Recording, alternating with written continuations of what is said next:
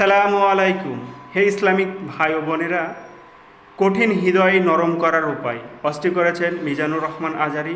চলুন, যে ভাইদের হৃদয় কঠিন তারা কিভাবে নরম করবেন, কয়টি উপায়ে নরম করবেন, তা মিজানুর রহমান আজারি এই অস্টি বলেছেন। চলুন এই অস্টি দেখা যাক। যারা এতিমকে ভালোবাসে আল্লাহ তাদেরকে ভালোবাসে। এবং আল্লাহর হাবিব সাল্লাল্লাহু আলাইহি ওয়াসাল্লাম বলতেন, আনা ওয়া কাফিলুল ইয়াতীমি ফিল জান্নাতি কাহাতাইন, আমি এবং এতিমের রক্ষণাবেক্ষণকারী এইভাবে প্রতিবেশীর মতো জান্নাতে থাকব।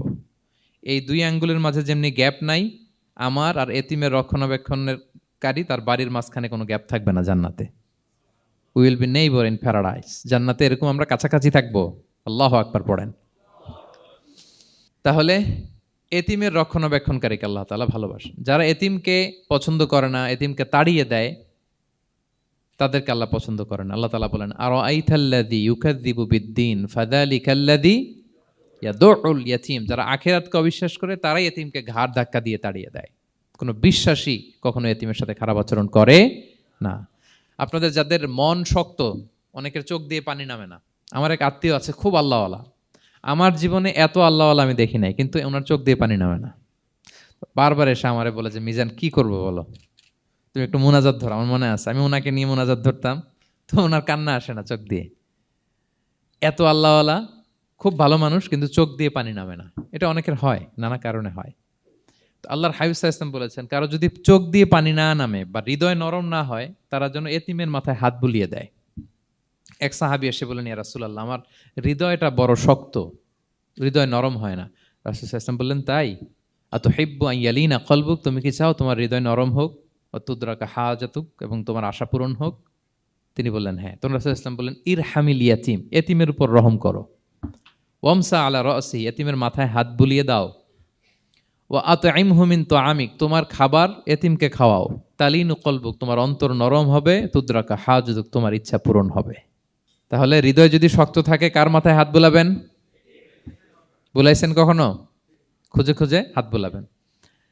বাংলাদেশে তো অনেক অরফেনেজ আছে, অনাথ আশ্রম, ওখানে যাবেন।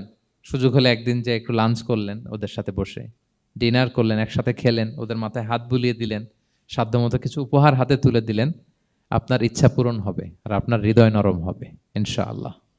আর এতিমকে আদর করা মানে নবী সাল্লাল্লাহু আলাইহি ওয়াসাল্লামের প্রতি ভালোবাসা দেখানো। কারণ আমার নবী এতিম হয়ে বড় হয়েছেন।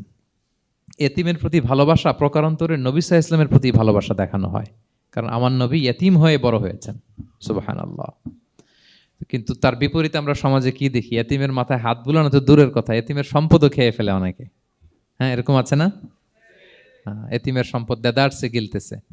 কি যে আমাদের চিন্তাধারা! দেখবেন, যে লোকটা এতিমের সম্পদ গিলে, ওরা রোজা অবস্থায় এক ঢোক পানি গিলাতে পারবেন কিনা দেখেন। যে বলেন একটু পানি খান তো, যে খাবে না কেন? হারাম। তো ওই হারাম কিন্তু গিলতেছে ইচ্ছা মতো।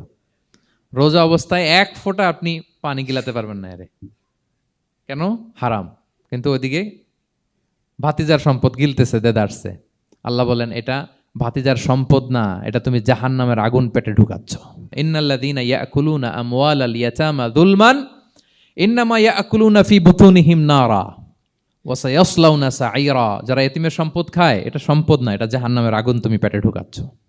সো এতিমের প্রতি যেন আমরা নমনীয় হই, তাদের মাথায় হাত বুলাই, তাদের জন্য খরচ করি, তাদের প্রতি যেন আমরা দয়াদ্র হই। কারণ